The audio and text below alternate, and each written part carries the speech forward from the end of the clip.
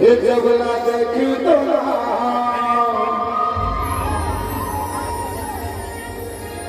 हो गए बोला ये बोला भाई बाबा ना तेरे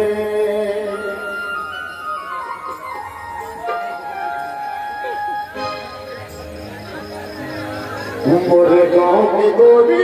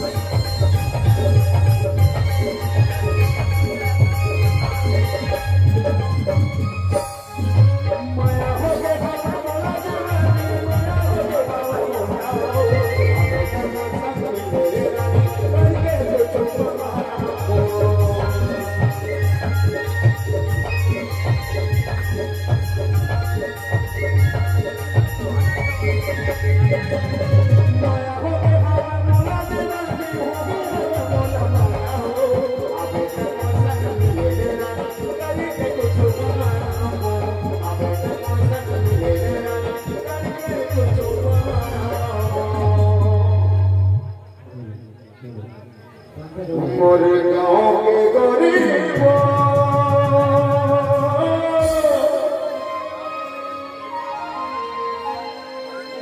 रानी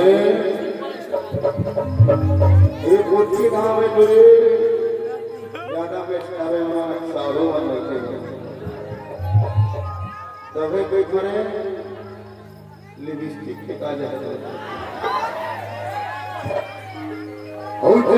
देखे बोला मोर गोला चकला बना तेरे